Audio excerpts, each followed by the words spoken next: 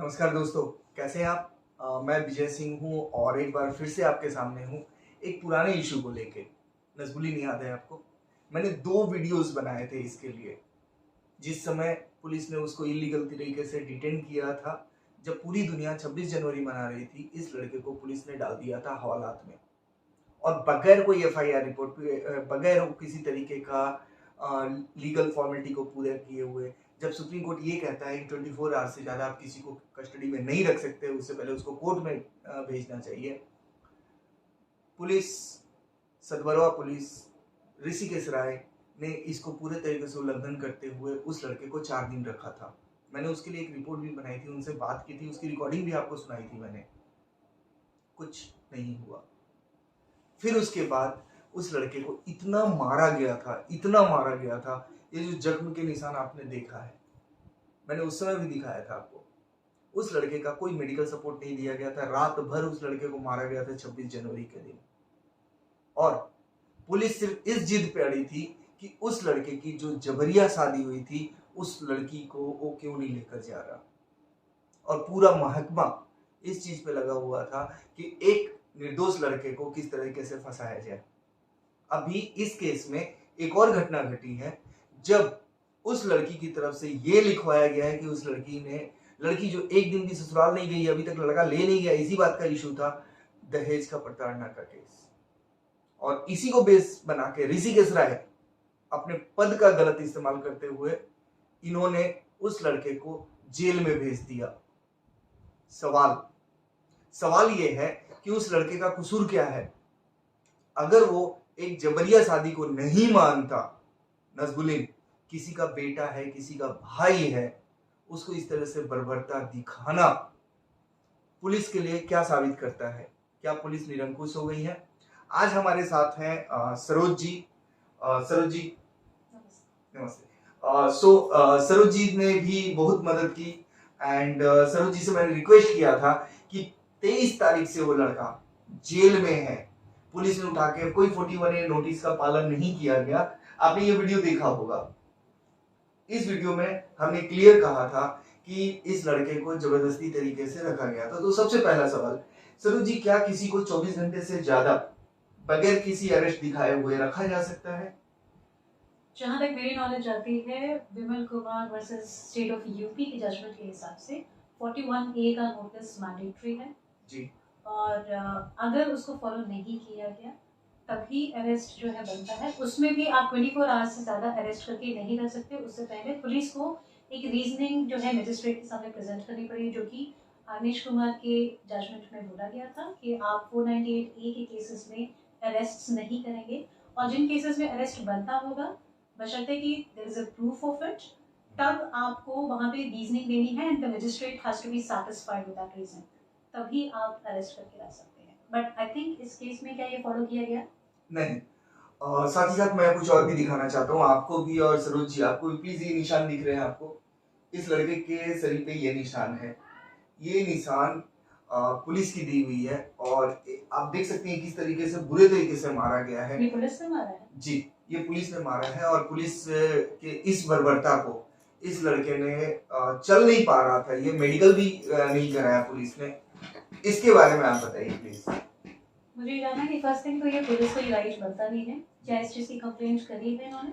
बिल्कुल की गई थी। एसपी के पास लेटर भेजा गया था, ह्यूमन राइट्स के पास लेटर भेजे गए थे। ये लेटर की कॉपी मैं आपको ये दिखा सकता हूँ, डिजिटल लेटर।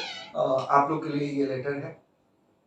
साथ ही साथ यहाँ पे एक चीज और देखने वाली है कि जब लड़के की शादी हुई, जिसको कि वो लड़का नहीं मानता, उस शादी को बेस बना के 498 का केस डालना कहाँ तक जायज है?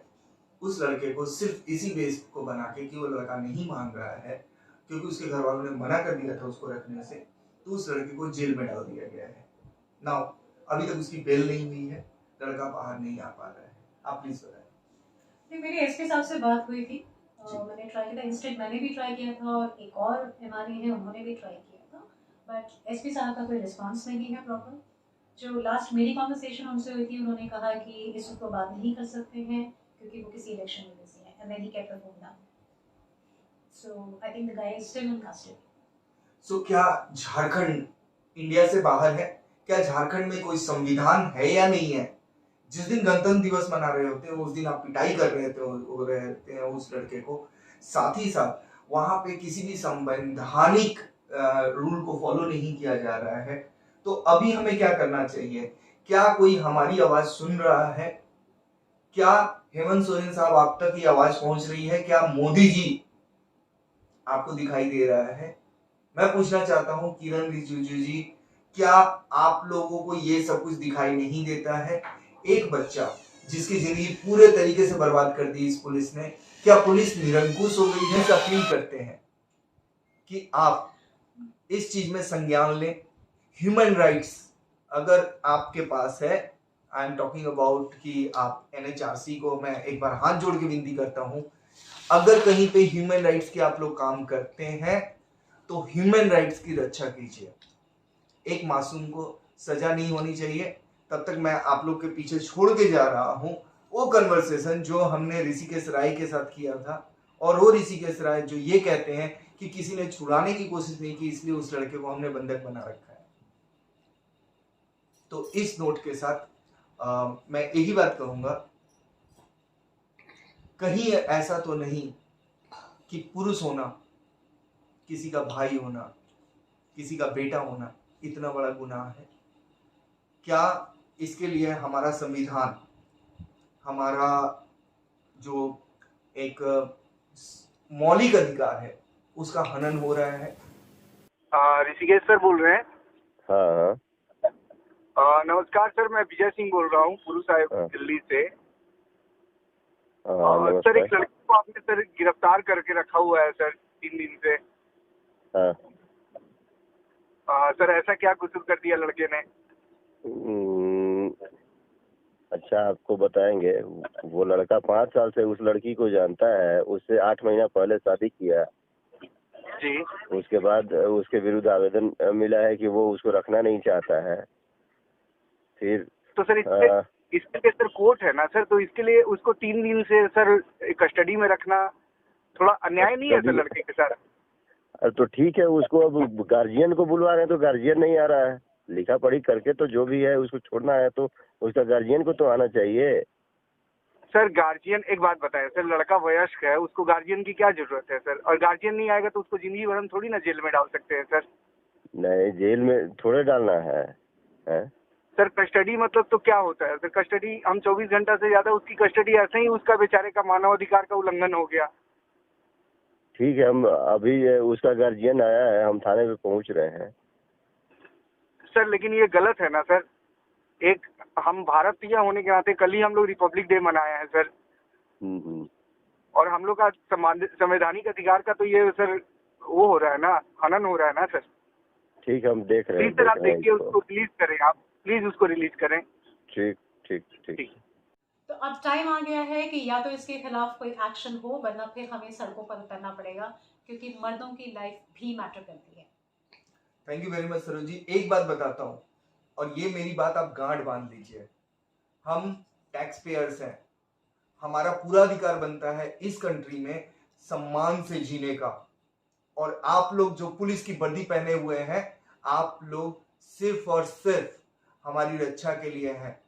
अगर आप भक्षक बन गए तो वी नो, हम रोड पे उतरेंगे, हम संसद में जाएंगे, बट इस मैटर को हम यहां खत्म नहीं होने देंगे। इसे शायद आप मेरी चेतावनी समझ सकते हैं या मेरी सलाह, फैसला आपका है। थैंक यू वेरी मच दोस्तों।